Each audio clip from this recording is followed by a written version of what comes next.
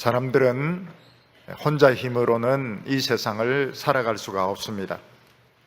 사람들은 마음을 터놓고 이야기할 수 있는 친구가 있어야지 자기의 그 답답한 문제를 풀 수 있고, 또 혹시 어려운 위기를 당했을 때 친구를 통해서 정부나 또 다른 사람의 도움을 받을 수가 있습니다.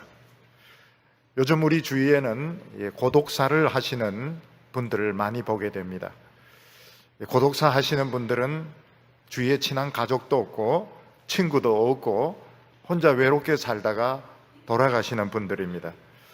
이런 분들은 돌아가셔도 아무도 알지 못하다가 몇 주일이 지난 후에, 심지어는 몇 달이 지난 후에 사람들이 발견하고 신고를 해서 이렇게 장례를 치르는, 매장을 하는 그런 이야기들을 듣게 됩니다.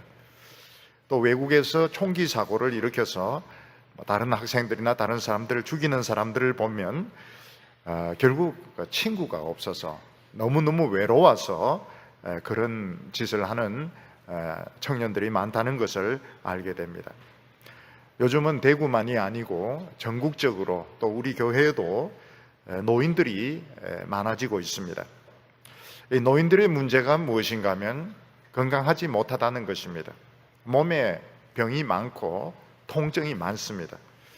또 더 심각한 문제가 무엇인가 하면 노인들이 마음을 터놓고 이야기할 수 있는 친구가 없어서 너무너무 외로움 가운데서 살아가신다는 것이 더 심각한 문제인 것입니다.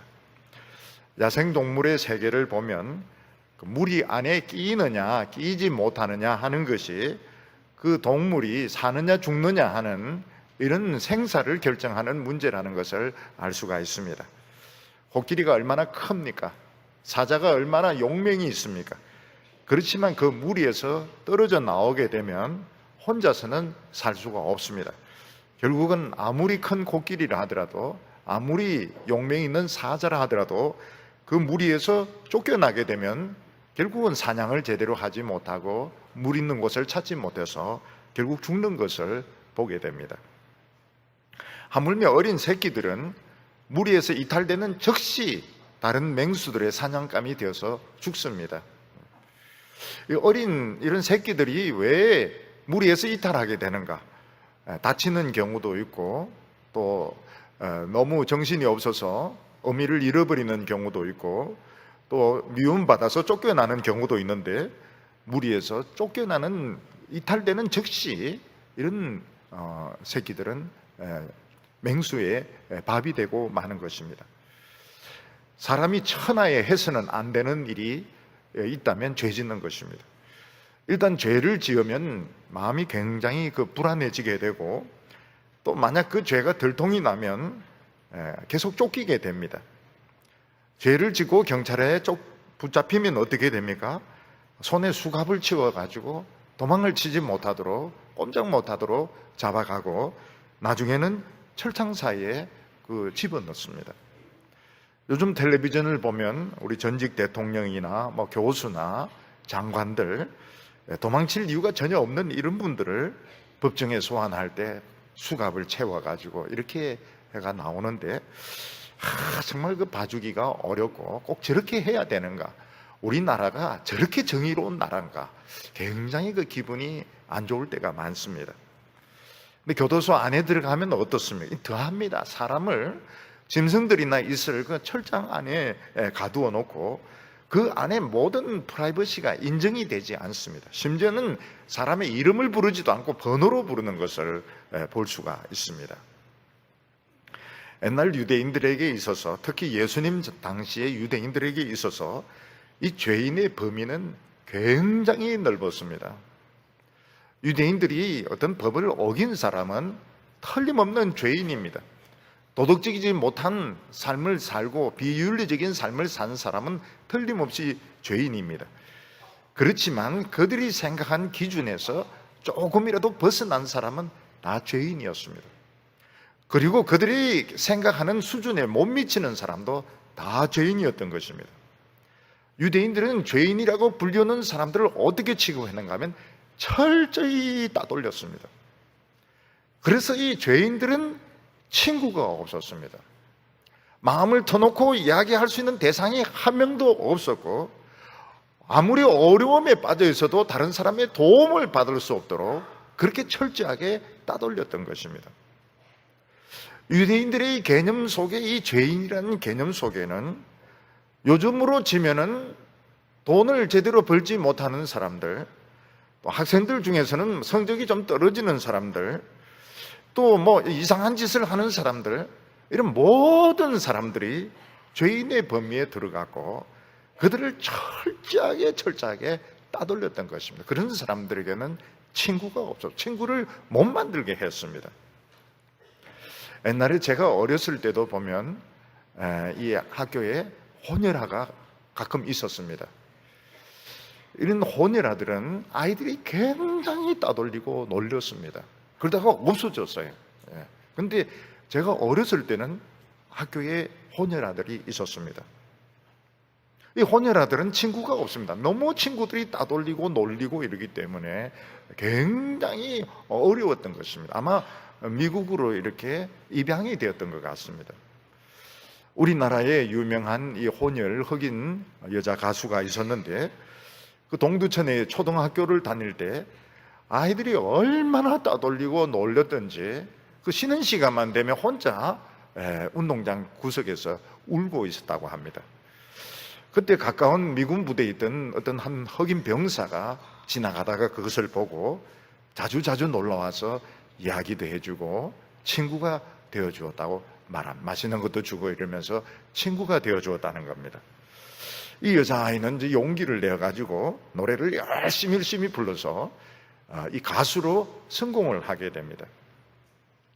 이 혼혈 여자 가수가 성공하고 난 뒤에 미국에 가서 자기를 찾아주었던 그 흑인 병사를 찾았다고 합니다.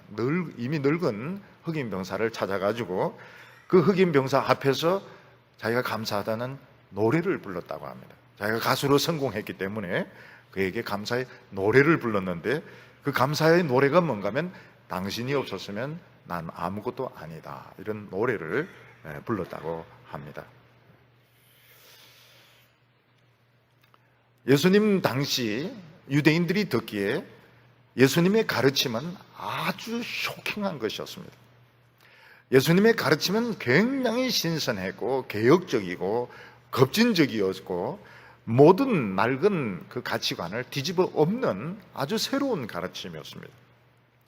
그리고 예수님은 아주 강한 능력을 가지고 있었는데 유대인들이 보기에는 모든 종류의 병을 다 고치는 그런 능력을 예수님은 가지고 있었던 것입니다. 그래서 유대 지도층들은 예수님에 대해서 사실 관심을 가지고 있었고 예수님이 자기들과 어울리기를 바랬던 것입니다. 그런데 예수님이 유대 지도층 사람들과 어울린다고 하는 것은 무엇을 의미하고 있는가 하면 그 죄인들과는 멀어지는 것을 의미했습니다. 예수님께서 그 죄인들, 그들의 기준에 미치지 못하고 그들의 기준에서 벗어난 사람들을 멀리하고 지도층 사람들, 어떤 직위를 가지고 있고 돈이 있고 재산이 있는 사람들과 어울려준다면 지도층 사람들은 예수님을 받아들일 의사가 있었습니다. 그런데 예수님께서는 절대로 그렇게 하지 아니하셨습니다.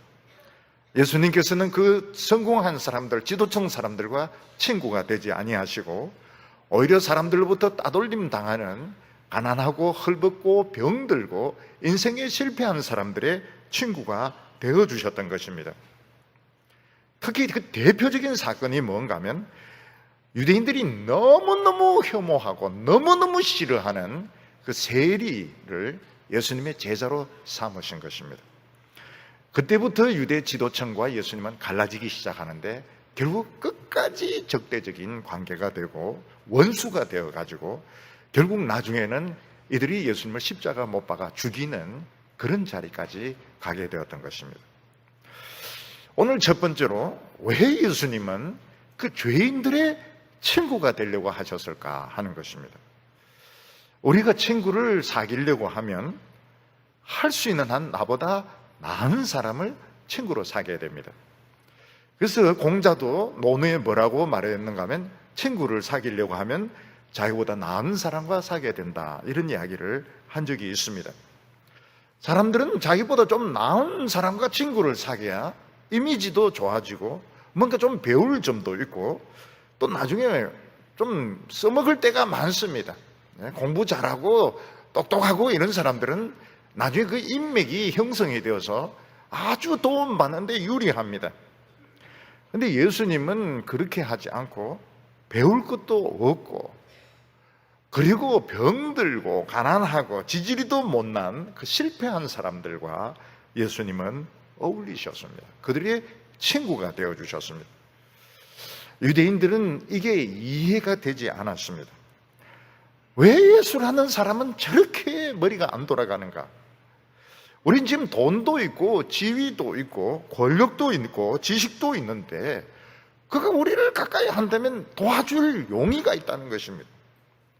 심지어는 예수를 키워줄 생각도 있습니다. 그런데 예수는 왜 저런 식으로 참 하나도 배울 것도 없고 도움도 되지도 않는 저 천하디천한 저런 죄인들하고 어울려서 친구가 되는가? 그게 유대 지도장 사람들의 큰 불만이었던 것입니다. 한 번은 예수님께서 참 이런 죄인들, 손가락질 당하는 이런 사람들과 어울려서 식사를 하는 것을 보고 바리새인들은 기겁을 해서 예수님의 제자들에게 막 예수님을 맹공격 비난을 했습니다. 오늘 말씀 마태복음 9장 10절과 11절을 보면 예수께서 마태의 집에 앉아 음식을 잡수실 때에 많은 세리와 죄인들이 와서 예수와 그의 제자와 함께 앉았더니 바리새인들이 보고 그의 제자들에게 이르되 어찌하여 너희 선생은 세리와 죄인들과 함께 잡수시느냐. 이때 바리새인들은 유대 사회에서 율법을 잘 지키는 사람들이었고 돈이 있는 사람들이었고 아주 어려운 사람들이었습니다. 그들은 처음에 예수가 좀 괜찮은 사람이라고 생각을 했습니다. 그래서 예수를 좀 받아줄 이런 생각도 있었고 그런 용의도 있었습니다. 근데 그들을 기겁하게 만들었던 것이 뭔가 하면 유대인들이 너무너무 싫어하고 혐오하는 세리들, 창기들 이런 사람들하고 어울려가지고 식사를 하고 대화를 하고 웃고 희희낙낙거리는 것을 보고서 이들은 아주 기겁을 했던 것입니다.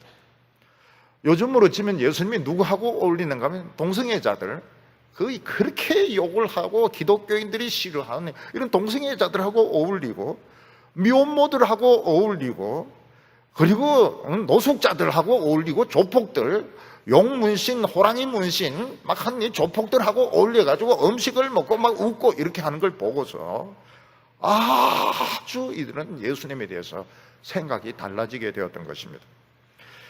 특히 유대 사회는 로마의 속국이기 때문에 세금을 내야 됩니다.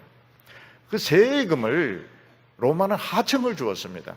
이 세리들에게 하청을 주었는데 이 하청 받은 이 세리들이 엄청나게 중간에서 뜯어먹었던 것입니다. 유대인들은 이 도둑놈들이고 이 강도들이고 이 죄인들이고 아주 세리를 인간 취급을 하지 않았습니다. 옛날 일제시대 때 일본의 앞잡이들 얼마나 싫어했습니까? 그런데 예수님은 그런 사람들하고 친구가 됩니다. 세리들, 정말 그 민족의 반역자들, 동성애자들, 미혼모들, 조폭들 이런 사람들하고 어울려서 식사도 하고 웃고 질문에 답도 하고 이런 것을 보면서 유대 지도층 사람들, 바리새인 사람들은 완전히 아주 기가 질리게 되었던 것입니다. 예수님은 이 세상에 죄인들의 친구로 오셨습니다. 그런데 친구도 종류가 많습니다.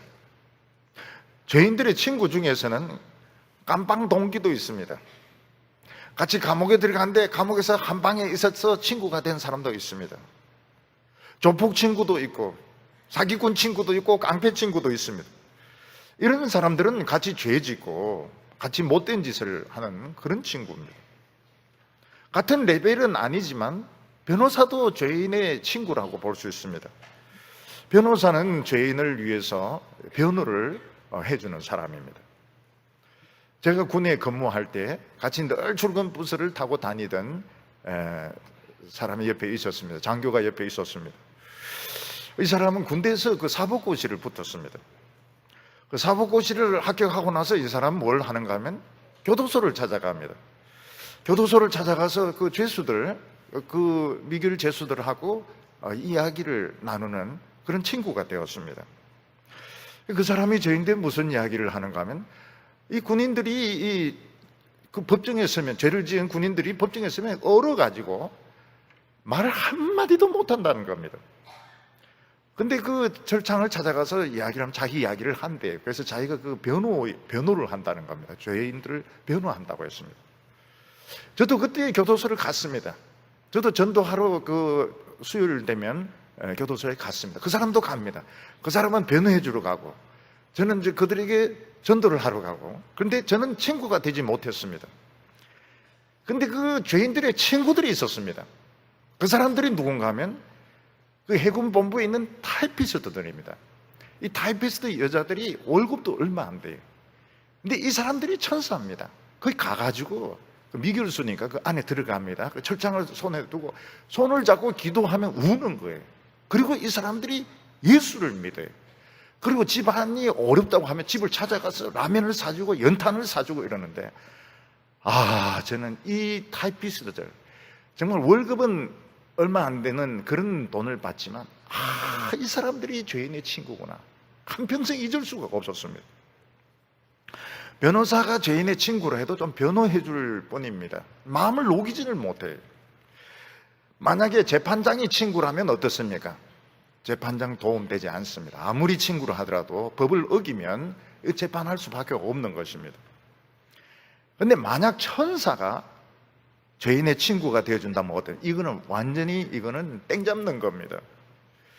천사가 죄인의 친구라고 하면 그 감옥 안에서 아주 그 사나운 죄수나 또는 누군가 때리려고 하면 천사가 막아줄 것이고, 또 감옥 앞에서 병들어서 아파 누워 있으면 그 천사가 치료해 줄 것이고, 또 감옥 생활을 굉장히 아름답게 아주 행복하게 만들어 줄 수 있을 거예요. 만약 천사가 친구가 될 수 있다면.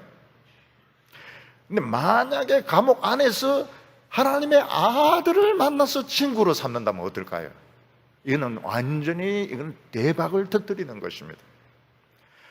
예를 들어서 어떤 사람이 감옥에 들어갔는데 그 같은 감옥에, 같은 그 감옥 그 방 안에 아주 대재벌의 아들이 들어왔다는 겁니다. 아들이 들어가면 친구가 되어버렸어요. 그래서 정말 친한 친구가 되었다면 감옥에서 나갔을 때 취직만 시켜주는 게 아닐 겁니다. 굉장히 도움이 될 겁니다. 만약 감옥에 들어갔는데 그 감옥 같은 방 안에서 대통령이 될 사람하고 같이 지내게 되었다면 아마 앞으로 그 사람은 그런 쪽으로 나갈 수가 있을 것입니다. 만약 감옥 안에 들어갔는데 하나님의 아들이 들어왔어요. 하나님의 아들이 무슨 죄를 지었는지 무슨 혐의가 있어서 들어온지 모르겠지만 그 같은 감옥 안에서 절친이 되었습니다. 진짜 친한 친구가 되었습니다. 그러면 어떻게 됩니까? 이거는 운수를 고치는 것입니다. 하나님의 아들이 나가자마자 나를 끄집어내어 줄 것이고, 하나님 집으로 데리고 갈 것이고, 그냥 복이란 복은 다 퍼부어 줄 것입니다. 차라리 이 사람 죄 짓고 거기 들어간 것이 어쩌면 인생의 행운이 될 수 있습니다. 만약 그 감옥 안에서, 그 방 안에서, 철장 안에서 하나님의 아들을 만나서 절친이 될 수 있었다면 차라리 죄 안 짓고 밖에 있는 것보다도 훨씬 더 다행스러운 일일지도 모릅니다. 그 대표적인 소설이 몽테크리스토 백작이라는 소설입니다. 당테스라는 어떤 청년이 그 배를 타는데 그 나폴레옹이 있는 그 섬에서 편지 하나 전달해 줬다는 그 죄 때문에 평생 나올 수 없는 바이섬으로 된 감옥에 갇히게 됩니다. 거기서 절망과 분노로, 그리고 참 탄식으로 몇 년을 보낸지 모릅니다. 거기서 살아서 나올 가능성이 없습니다. 근데 어느 날 땅이 불룩불룩 하더니 땅에서 뭐가 터지면서 사람이 하나 올라오는 겁니다. 누군가 보니까 옆방에 있는 그 노인이 타로 가려고 땅을 파다가 방향을 잘못 잡아서 이 방으로 돌아온 것입니다. 그 사람이 유명한 신부였습니다. 그래서 기왕 자기가 타로에 실패했기 때문에 이 청년에게 모든 지식을 다 가르쳐 줍니다. 그리고 검수를 가르쳐 줍니다. 그리고 이 사람은 엄청난 그 보물을 관리하던 사람이었습니다. 그걸 이야기를 안 했기 때문에 이 감옥에 들어온 겁니다. 이 신부는 자기가 죽을 줄 알고 그 섬, 그 보물이 있는 섬이 몽테크리스토 섬입니다. 그 섬의 위치를 가르쳐 줍니다. 그리고 죽습니다. 그러니까 이 청년은 그 신부가 죽은 그 자루, 그 시체 꺼내고 자기가 들어가가지고 간수들이 그 시체인 줄 알고 바다에 이제 그 자루를 던지는데 거기서 이제 빠져나가가지고 몽테크리스토 섬을 찾아가지고 보물 찾아내가지고 몽테크리스토 백작이 되어가지고 복수를 하는 아주 그런 신나는 소설인 것입니다. 예수님이 이 세상에 오신 것은 죄인의 친구가 되기 위해서 오셨습니다. 여기서 중요한 것이 무엇인가 하면 예수님은 의인이 더 의인이 되도록 하기 위해서 오신 것이 아닙니다. 예수님은 의인의 친구가 되셔서 의인이 더 의인이 되고 성공한 사람을 더 성공한 사람이 되고 공부 잘하는 사람을 더 공부 잘하게 하고 모범적인 사람을 더 모범적이 되도록 하기 위해서 온 것이 절대로 아니라는 것입니다. 예수님이 이 세상에 오신 목적은 오직 하나입니다. 죄인들의 친구가 되기 위해서 오신 것입니다. 그래서 예수님께서는 죄인을 만나면 절친이 되시고 결국 그를 감옥에서 끄집어내시고 하나님 아버지 집에 데리고 가시고 하나님의 아들로 입양을 시키시고 복이란 복은 다 주시려고 오셨던 것입니다. 그래서 하나님의 아들 예수님의 친구가 되는 조건은 딱 하나입니다. 그것은 죄인인 줄 아는 겁니다. 자기가 죄인이고 나는 예수님의 도움이 필요하고 하나님의 도움이 필요하고 나는 아주 문제가 굉장히 많은 사람이고 나는 이 세상에서 뒤떨어졌으며 나는 정상이 아니며 너무 많은 어려움을 가지고 있기 때문에 하나님의 도움이 너무너무 필요하다는 이게 조건인 것입니다. 의인은 어떻습니까? 의인은 그 감옥에 같이 있을 수도 없지만 있어도 아무 상관이 없습니다. 친구가 될 수가 없습니다. 그 사람은 그냥 자기가 알아서 뭐 교회 오든지 말든지 천국 가든지 말든지 지가 알아서 하면 되는 겁니다. 친구가 되지가 않아요. 예수님은 친구가 안 됩니다. 자기가 의인이라고 생각하는 사람, 남보다 낫다고 생각하는 사람, 자기는 성공했다고 생각하는 사람은 친구는 될 수가 없어요. 뭐 천국 가든지 말든지 자기가 알아서 해야 됩니다. 왜냐하면 예수님이 오신 목적은 죄인의 친구가 되기 위해서 오셨기 때문입니다. 그래서 바리새인들이 예수님을 욕을 합니다. 어떻게 당신은 상당히 괜찮은 사람인 줄 알았는데 어떻게 당신은 그 죄인들하고 그렇게 먹고 마시고 어울리느냐, 죄인의 친구가 되느냐 이렇게 물으니까 예수님이 이렇게 대답하셨습니다. 12절에 예수께서 들으시고 이르시되 건강한 자에게는 의사가 쓸데없고 병든 자라에게야 쓸데있느니라. 예수님은 환자의 예를 들어서 설명을 하셨습니다. 의사의 도움을 필요로 하고 의사를 만날 사람은 환자입니다. 환자는 자기가 병든 것을 알고 자기 몸에 고통이 있고 문제가 있기 때문에 의사를 찾아온 것이고 의사는 그 환자를 만납니다. 환자를 만나서 뭐라고 말해요? 다 이야기하라고 그럽니다. 아픈 데를 다 이야기하라고. 왜냐하면 의사는 그걸 고치기 위해서 있기 때문입니다. 근데 자신은 아프지 않다고 그래요. 자기는 안 아파요. 안 아파한데 의사를 만나러 왔습니다. 왜냐하면 뭐 물건 사달라고 외판사원으로 왔습니다. 아니면 친구로 같이 골프 치자고 왔습니다. 근데 의사는 그 사람을 강제로 치료해 줄 수가 없습니다. 왜냐하면 본인이 동의를 하지 않는데, 환자가 동의를 하지 않는데 어떻게 강제로 치료할 수 있습니까? 본인은 원치 않는데 당신 환자입니다, 엎드리세요, 주사를 놓고 수술하고, 이건 불가능합니다. 이건 불법에 속하는 것입니다. 내 인생을 바꾸고 하나님의 축복을 받을 수 있는 정말 놀라운 찬스, 하나님의 아들과 절친이 될 수 있는 이런 기회를 우리가 잡으려고 하면 딱 하나입니다. 내가 죄인이며 내가 인생에 실패했으며 내가 문제가 굉장히 많다는 것을 알면 예수님은 기꺼이 친구가 되어주십니다. 하나님의 아들은 우리를 죄의 구렁텅이에서 건져주십니다. 우리를 하나님의 집으로 데려갑니다. 거기서 절차를 밟아줍니다. 하나님의 아들로 입양되는 절차를 밟아주고 복이 되는 건 다 줍니다. 그 대신에 조건은 무엇입니까? 조건은 죄인이어야 합니다. 내가 죄인이라는 것을 이야기해야 됩니다. 내가 죄인이라는 것을 인식을 해야 됩니다. 그러면 어떻게 됩니까? 죄 안 짓는 사람보다 훨씬 이거는 어마어마한 복을 죄를 지었기 때문에 완전히 대박을 터뜨리는, 죄를 지었기 때문에 감옥에 들어갔기 때문에 엄청난 복을 받는 것입니다. 오늘 두 번째로 예수님은 이 목적에 끝까지 충실했던 것을 볼 수 있습니다. 우리는 이 세상에 살면서 자신의 그 이념이나 자신의 노선을 바꿔야 될 때가 있습니다. 정치인들 중에서는 그렇게 해서 성공한 사람들이 많이 있습니다. 처음에는 노동자를 위해서 정치를 했는데 보수적인 입장으로 바뀌어서 성공한 정치인들이 영국에 있습니다. 영국에 처음에는 노동당으로 시작했다 나중에 보수당으로 입장을 바꾸어서 성공한 정치인들이 있습니다. 수상이 된 사람들이 있습니다. 유명한 사람들이 있습니다. 또 정반대되는 사람도 있습니다. 처음에는 보수적인 입장에서 시작했는데 나중에 진보적인 입장으로 좌파로 바꾸어서 성공한 사람들도 많이 있습니다.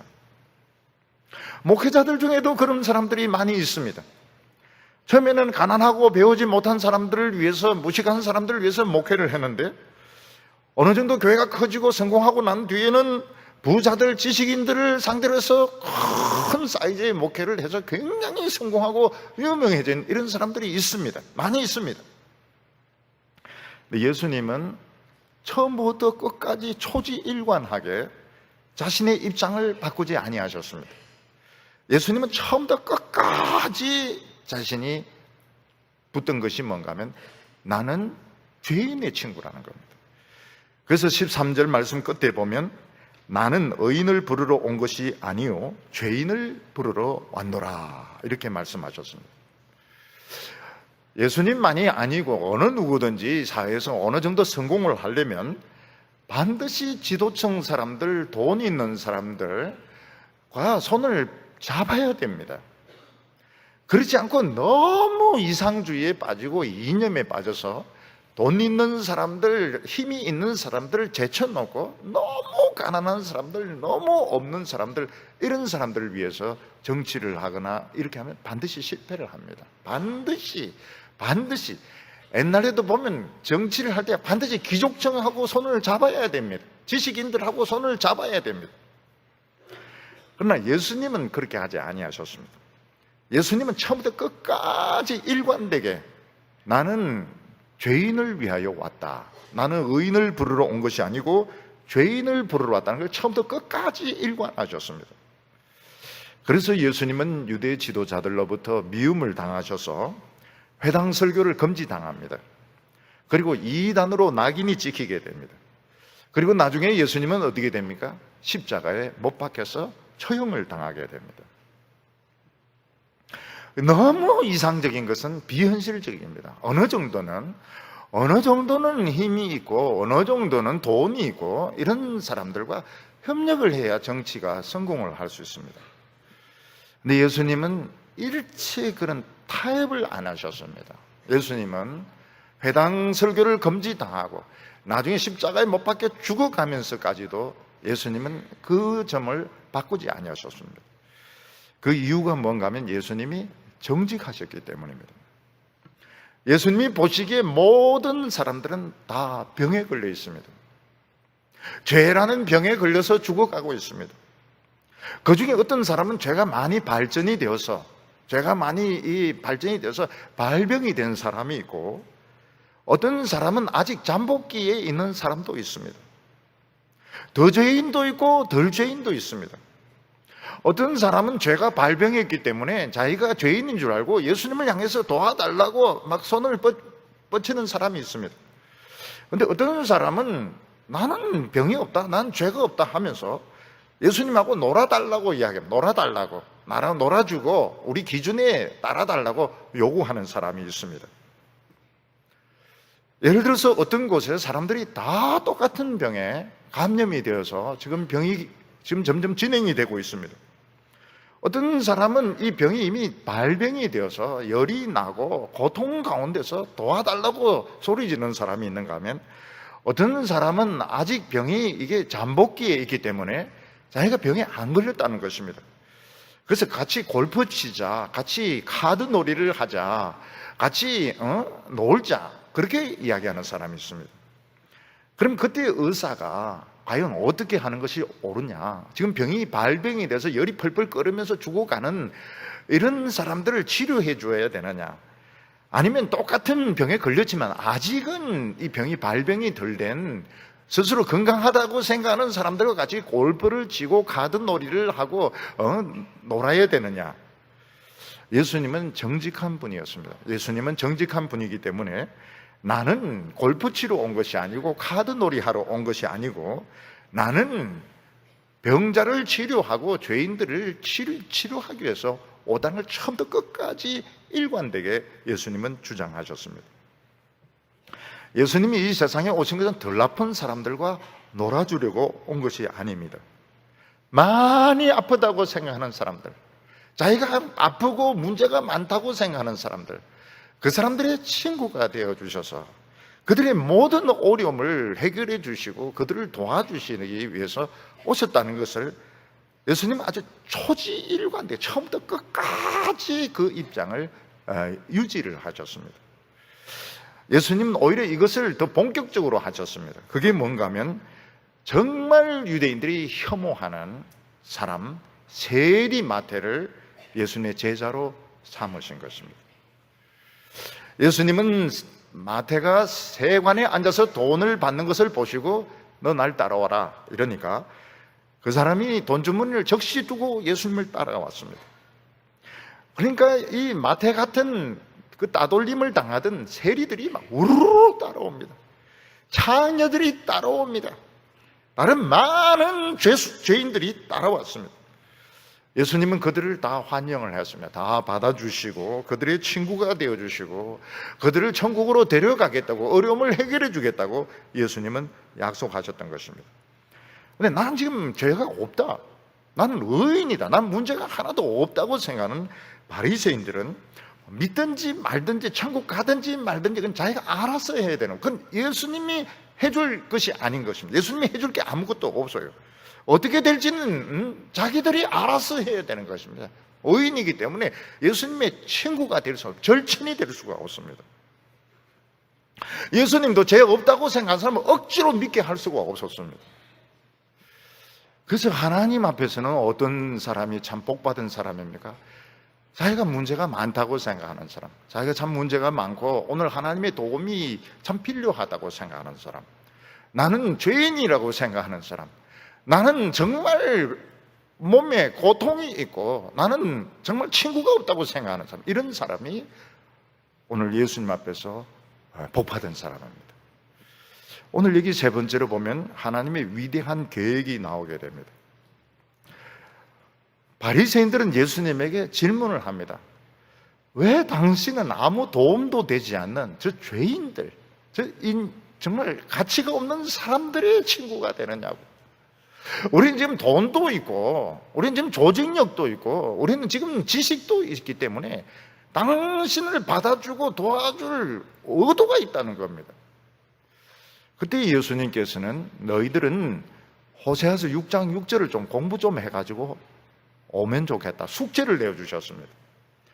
호세아서 6장 6절에는 어떻게 되어 있는가 하면, 나는 인애를 원하고 제사를 원하지 아니하며 번제보다 하나님을 아는 것을 원하노라, 이렇게 되어 있습니다. 오늘 마태복음 오늘 13절 말씀 보면 너희는 가서 내가 긍휼을 원하고 제사를 원치 아니하노라 하신 뜻이 무엇인지 배우라, 이렇게 말씀하고 있습니다. 예수님은 바리새인들에게 숙제를 내어주셨습니다. 그 숙제가 뭔가 하면 호세아서 6장 6절을 좀 알아가지고 공부를 해가지고 왔으면 좋겠다는 것입니다. 이게 하나님이 원하시는 것은 제사가 아니라는 거예요. 우리는 하나님이 제사를 굉장히 좋아하는 줄로 알고 있는데, 예배를 굉장히 좋아하는 줄로 알고 있는데, 하나님은 그걸 제사를 원치 않는다는 겁니다. 하나님이 원하시는 것은 긍휼이고 사랑이라고 말씀하고, 이게 도대체 무슨 뜻입니까? 여러분, 이 예수님이 말씀하시는 거, 성경이 말씀하시는 거 굉장히 알쏭달쏭합니다. 알쏭달쏭해서 아주 그 해석하는데 주의가 필요합니다. 예수님은, 하나님은 원치 않습니다. 뭘 원치 않습니까? 제사를 원치 않습니다. 누구의 제사를 죄 없는 사람, 자신이 죄가 없다고 생각하는 사람, 그런 사람들이 드리는 완전한 격식, 흠도 없고 실수도 없는 완벽한 제사를 원치 않는다는 것입니다. 그러면 하나님은 뭘 원하십니까? 하나님은 긍휼을 원하시고 인애를 원하시고 사랑을 원하신다는 겁니다. 이것은 참 고통 중에 있는 사람, 인생의 실패에서 절망과 좌절에 빠져 있는 사람이 하나님의 그 사랑을 붙잡는 것, 하나님의 긍휼과 자비를 붙잡는 것, 여기서도 손을 뻗치고 저기서도 손을 뻗쳐서 하나님 도와주세요, 하나님 나를 도와주세요, 예수님 내 친구가 되어주세요, 이러는 것을 하나님은 원하신다는 것입니다. 무슨 말인가 하면 한번 예배를 드려주는 것을 하나님 원치 않는다는 겁니다. 자기가 죄가 없다고 생각하는 사람은 어때요? 오늘 내가 예배를 한번 드려줘야 되겠다, 의리가 있지. 아니, 하나님인데 또 내를 구원했다고 하는데 내가 어떻게 일요일날 예배를 안 드려줄 수가 있어? 예배를 한번 드려줘야지. 기왕 예배 드려주는 김에 좀 깔끔한 옷 입고 와가지고 참 멋있게 예배드려, 찬양도 좀 오늘같이 잘하면 좋겠고, 설교는 짧으면 짧을수록 좋겠고, 설교를 엄청 짧게 하면 할렐루야가 저절로 터져 나옵니다. 의리가 있지. 내가 믿어줘야지. 하나님인데 내가 믿어줘야지. 하나님인데 내가 예배 한번 드려줘야지. 하나님 그 원치를 않는다는 겁니다. 하나님 뭘 원합니까? 예배 드리려고 생각해 보니까 메인데 참 문제가 너무 많은 겁니다. 죄도 많고 지금 병도 지금 걸려 있고, 그리고 산더미 같은 어려움이 막 있는 겁니다. 하나님 도와주세요. 사랑으로 도와주세요. 하나님의 자비하심을 붙잡기 위해서 여기서도 도와주세요. 저기서도 막 손을 막 사람들이 마치 구원물자를 달라고 하듯이 막 손을 막 뻗치는 것을 하나님은 일일이 다 잡아주시고 도와주시고 축복해 주신다고 말씀하고 있습니다. 그래서 예배 드릴 때 제일 좋은 것이 무언가 하면 자기가 참 나는 하나님의 도움이 절실하구나, 나는 하나님의 도움이 너무너무 필요하구나, 나는 하나님 앞에서 아무것도 아니구나, 하나님이 오늘 도와주셔야 살 수 있구나, 이걸 깨닫고 하나님 앞에서 손을 뻗치는 그 사람이 오늘 예배에서 이걸 잡는 겁니다. 복을 잡는 거예요. 이거 완전히 이거는 대박을 잡는 것입니다. 땡 잡는다 이러니까 또 어떤 분이 목사님 이거 또 화도 이야기를 하십니까 이래가지고 지금 이게 적합한 표현인데 땡이 제일 맞는데 이게 노름할 때 쓰는 용어가 돼가지고 지금 굉장히 지금 마음이 지금 조심이 됩니다. 내가 죄인이고 내가 문제가 많고 하나님 도와주셔야 됩니다, 이걸 땡 잡는 겁니다. 땡 잡는 거예요. 근데 바리새인들은 숙제를 안 해가지고 왔어요. 숙제 해가지고 왔으면 좀 이야기가 달라질 텐데 숙제를 안 해가지고 왔어요. 그래서 제자들이 그 금식 안 하는 거를 또 공격을 합니다. 세례 요한의 제자들도 금식하고 바리새인의 제자들도 금식하는데 왜 당신의 제자들은 금식 안 합니까? 신앙 좋은 사람 중에 금식 안 하는 사람이 어디 있습니까? 신앙이 좋다고 하는 건 다 금식하는 것이고, 금식하는 것을 보면 신앙의 깊이를 알 수 있는데 당신의 제자들은 왜 금식을 안 합니까? 예수님이 안 가르쳐 줘서 그런 거거든요. 당신들의 신앙은 엉터리입니다. 그때 예수님께서 결혼하는 그 잔치 비유를 통해서 말씀하셨습니다. 15절에 예수께서 그들에게 이르시되 혼인집 손님들이 신랑과 함께 있을 동안에 금식할 수 있느냐? 그러나 신랑을 빼앗길 날이 이르리니 그때는 금식할 것이니라.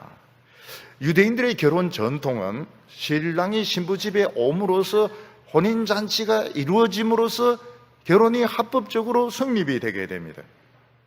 요즘 우리나라에 보면 결혼이 굉장히 간소화가 되었습니다. 간소화가 돼가지고 어떤 경우에는 막 갈비탕인데 막 거의 국물도 없는 이런 갈비탕을 줄 때도 있고, 너무 이게 소홀해진 경향이 있습니다. 그렇다 해서 뭐 돈 많이 들여라 그런 뜻은 아닙니다.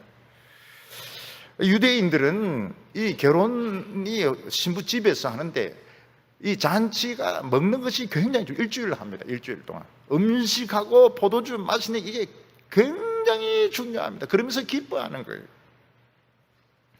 예수님은 자신을 이스라엘의 신랑으로 비유하고 있습니다. 근데 그냥 신랑이 아닙니다. 이스라엘은 오랫동안 결혼을 하지 못했습니다. 신랑이 없어가지고 결혼을 하지 못했습니다. 이스라엘은 오랫동안 신랑으로부터 버림받은, 소박받은 그런 여자였던 것입니다. 우리나라식으로 비유하면 아이가 어렸을 때 부모를 떠나가지고 고아로 그냥 고생하면서 돌아다니는 아이들이 이스라엘이었던 것입니다. 그러다가 어느 날 드디어 부모를 만났습니다. 20년, 30년 고생하면서 떠돌아다니다가 아버지를 만났습니다. 그때 얼마나 감격스러워요. 웁니다. 끌어안고 웁니다. 그리고 아버지는 애 입에 자꾸 먹을 것을 떠먹여줍니다. 그 20년 동안, 30년 동안 제대로 먹지 못하고 굶으면서 돌아다니는 것을 생각하고 입에 막 떠먹여줍니다. 그때 옆에 누군가 와가지고 아유 경건하지 못하게 자꾸 울고 그렇게 하냐고, 왜 말이 금식 안 하고 애 입에 자꾸 먹을 것을, 지금 기도해야지 왜 입에 먹을 걸 떠먹이, 이럴 수 있는 사람은 아무도 없습니다. 그 아버지와 아들이 20년 30년 만에 만났을 때, 전쟁으로 헤어졌던, 또 무슨 난리로 헤어졌던 부부가 20년과 30년 사랑하던 부부가 드디어 만났을 때, 그들이 끌어안고 우는데 옆에서 왜 시끄럽게 떠드냐고 말할 사람 아무도 없어요. 그때는 울어야 됩니다. 뒤에 있는 사람도 다 웁니다. 그들이 막 서로 입에 막 먹을 것을 먹여줍니다. 그건 말릴 사람 아무도 없어요. 왜냐하면 너무너무 감격스러운 순간이니까요. 우리가 하나님 앞에 예배드리는 이 순간은 몇십 년, 몇백 년 동안 떨어져 있던 아버지와 아들이 만나는 순간이 예배드리는 순간이고, 그 사랑했던 그 사랑했던 연인들이 무슨 이유로 헤어졌다가 드디어 만나게 된 순간입니다. 서로 손잡고 웁니다. 손잡고 울고 막 먹을 것을 떠먹여줍니다. 거기에 무슨 금식이 있고, 거기에 무슨 경건이 있고, 그때는 울어야 되고, 그때는 기뻐해야 될 때고, 그때는 끌어안아야 될 때인 것입니다. 그래서 예수님은 그렇게 말씀합니다. 너희들은 기계적인 잣대를 가지고 신앙을 이야기하는데 신앙은 그런 것이 아니라는 겁니다. 몇백 년 동안 버림받았던 이스라엘 백성들이 예수님, 하나님의 아들이 직접 와서 만나, 거기서 울고 떠먹여주고 끌어안고, 어느 누구도 거기 방해할 수가 없어요. 거기 들어가서 조용히 해라든지 금식해라든지 좀 질서를 지키라, 누가 그런 이야기를 하겠습니까? 그런데 예수님은 신랑이 뺏기게 된다고 말합니다. 신랑이 붙들려 가게 됩니다. 사람들은 신랑이 오기는 왔지만 죄 때문에 다시 붙들려 가는 줄 알았습니다. 신랑이 오기는 왔지만 죄를 지은 모양이구나, 그래서 저래 또 사형을 당하는 거구나. 근데 알고 보니까 이 신부집 사람들을 위해서, 자식들의 죄 때문에 신랑이 죽는 거예요. 아버지가 죽는 거예요. 그러니까 사람들이 가슴을 칩니다. 우리 죄 때문에 우리가 못 만났다가 다시 만났지만 또 신랑이 죽는구나, 아버지가 죽는구나. 그래서 막 가슴을 치면서 우웁니다. 그때는 또 울어야 되는 겁니다. 하나님께서는 이 하나님의 아들의 죽음을 통해서 놀라운 계획을 세우셨습니다. 그게 무엇인가 하면 우리 예수님의 절친들, 예수님의 그 친구가 된 죄인들 안에 놀라운 능력을 주시는 계획을 세우셨던 것입니다. 그게 무엇인가 하면 우리에게 새로운 술을 부어주시는 것입니다. 17절 말씀 보면 새 포도주를 낡은 가죽 부대에 넣지 아니하나니 그렇게 하면 부대가 터져 포도주가 쏟아지고 부대도 버리게 됨이라. 새 포도주는 새 부대에 넣어야 둘 다 보존이 되리라. 새로 포도주를 담으면 가스가 발생하게 됩니다. 이 가스가 아주 압력이 높기 때문에 이 가스를, 이 포도주를 잘 그릇에 잘 넣어야 됩니다. 하나님은 새로운 포도주를 담글 계획을 가지고 계셨던 것입니다. 그게 무엇인가 하면 아들이 죽는 것을 통해, 하나님의 아들이, 우리의 절친이 죽는 것을 통해서 우리 안에 성령의 포도주를 담을 계획을 가지고 계셨던 것입니다. 우리 인간에게 제일 놀라운 일, 우리 인간에게 최고로 엄청난 일, 너무너무 놀라운 일은 뭔가 하면 하나님이 우리 안에 성령의 세수를 부으시는 것입니다. 우리 모든 인간들 속에는 광기가 있습니다. 우리 인간들 속에는 많은 죄의 암덩어리들이 있습니다. 우리 앞에는 예측할 수 없는 수많은 위기와 어려움들이 있습니다. 하나님께서 우리 안에 성령의 세수를 부으시기만 하면 이 관계가 치료가 됩니다. 우리 속에 있는 이 죄의 암덩어리들이 빠져나가게 됩니다. 어떤 시련과 어려움도 다 이겨낼 수가 있습니다. 그래서 인간으로서는 상상할 수 없는 복이 무엇인가 하면 하나님의 아들이 절친이 되는 것 해도 놀라운데 이 아들의 죽음을 통해서 성령의 세수를 우리 안에 부으시는 것입니다. 근데 예수님께서는 유감스럽게도 오래된 부대는 이 포도주를 넣을 수 없다고 말했습니다. 왜냐하면 이 포도주 가스가 압력이 세기 때문에 포도주 부대를 터뜨려가지고, 포도주가 부대를 터뜨려가지고 결국 포도주도 다 흐르게 되고 부대도 다 망치게 된다고 말씀을 하셨습니다. 오래된 부대는 무엇입니까? 형식적인 그런 신앙으로 만족하는 사람들입니다. 형식적으로 신앙생활하는 거로 만족하는 사람은 성령을 받을 수 없습니다. 왜냐하면 이걸 터뜨려버리기 때문에 그렇습니다. 형식적으로 믿는 분들은 설교를 오래 하는 걸 굉장히 싫어해요. 오래 들을 수가 없습니다. 그냥 빠르면 빠를 수가 좋습니다. 5분 설교하면 너무너무 기쁨에 충만합니다. 그렇게 해가지고 그런 사고방식을 가지고는 소화를 할 수가 없으니까요. 이게 들어오질 않으니까요. 이 새로운 성령의 포도주를 받을 수가 없습니다. 세상에 감투를 잔뜩 쓰고 막 회의만 하고 돈을 가지고 뭘 하려고 하면 이 성령을 받을 수가 없습니다. 그래서 이런 오래된 이런 전통만 가진 이런 신앙은 어떻습니까? 이 성령의 능력을 이 예배에서 체험을 하지 못하고 심지어는 이 성령의 능력을 돈을 주고 받으려고 하는 사람도 있습니다. 돈 주고 성령의 능력을 살려고 하는 사람도 있고, 또 하나님의 능력을 가지고 자신의 인기를 누리고 또 자신의 명예를 누리고 또 수입을 많이 올리는 이런 사람들도 있습니다. 이런 사람들은 다 자기 인생을 망친 사람입니다. 성령도 망치고 기독교도 망치고 자기 인생도 영원히 망친 사람입니다. 하나님은 신랑의 죽음을 통해서 어떤 사람들을 원하십니까?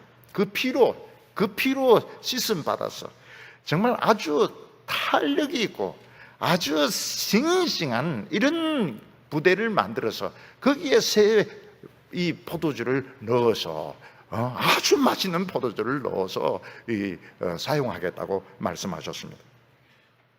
사람들은 세상의 것을 막 잔뜩 붙이는 걸 가지고 굉장히 멋있다고 생각합니다.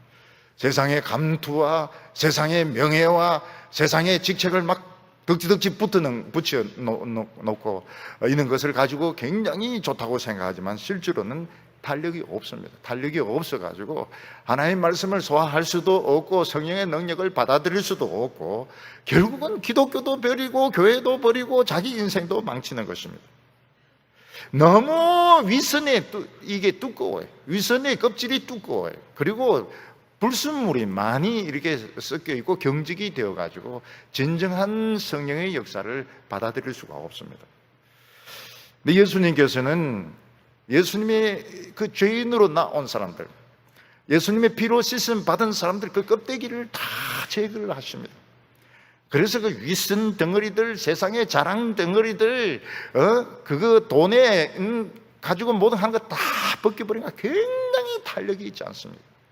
그 세 사람에게 성령을 부으셔서 능력 있는 새로운 사람이 되게 하겠다고 말씀하셨습니다. 여러분, 오늘 우리 성도들이 세상적인 이런 기준을 가지고 열등감을 가지고 세상적인 그런 기준을 따라가려고 하고 그것은 굉장히 잘못 생각하고 있는, 그거 벗기려고 예수님이 오신 것입니다. 예수님이 오신 것은 그 세상의 그 껍데기들, 그 단단한 껍데기들, 거기에 성령을 넣으려고 오신 것이 아닙니다. 오늘 우리는 그 열등감을 가질 필요가 없어요. 얼마나 멋있습니까? 새 사람에게 새 포도주를, 새 부대에 새 포도주, 새 능력을 주시는 게 얼마나 멋있는 것입니까? 오늘 우리가 하나님 앞에서 내가 죄인인 줄 알면은 예수님의 친구가 됩니다. 어떤 유명한 의사가 왔는데, 세계적인 의사가 왔는데 병자는 다 고쳐준다. 무슨 병이든지 찾아낼 것입니다. 오늘 우리는 찾아내면 많습니다. 찾아내면 우리에게 문제가 너무너무 많습니다. 이걸 가지고 나가면 예수님과 절친이 될 수 있습니다. 하나님을 간격적으로 만날 수 있습니다. 딱딱한 껍질들 다 떼내셔야 됩니다. 딱딱한 껍질 그런 거로 믿으세요. 예배 한번 드려준다 이런 식으로는 예수님 만날 수 없습니다. 천국의 축복을 받을 수 없습니다. 오늘 우리가 이 딱딱한 껍질을 벗어버리고 강력한 이 성령의 능력으로 새로운 인생을 시작하시는 우리 성도님들 다 되시기를 바랍니다. 기도드리겠습니다. 거룩하신 하나님 아버지, 우리에게 예수님을 보내어 주셔서 감사합니다. 우리는 세상 것으로 만족하고 안주하려고 하지만 예수님은 그것을 원치 아니하셨습니다. 오늘 저희들이 가지고 있는 많은 문제들 우리 생각하게 하여 주시옵소서. 우리가 예수님 앞에서 이 부족한 것 가지고 예수님의 손을 붙잡게 하여 주시고 하나님의 손을 붙잡게 하여 주셔서 하나님과 만나게 하여 주시기를 원합니다. 예수님과 절친이 되게 하여 주시옵소서. 성령으로 우리 속에 새로 포도주로 부어주셔서 우리 속에 하나님의 능력이 부글부글 끓어오르게 하여 주시옵시고 우리가 이 세상을 따라가지 말게 하여 주시옵소서. 오늘 저희들의 인생이 하나님 앞에서 바뀔 줄로 믿습니다. 축복하여 주시옵소서. 예수님의 이름으로 기도하옵나이다.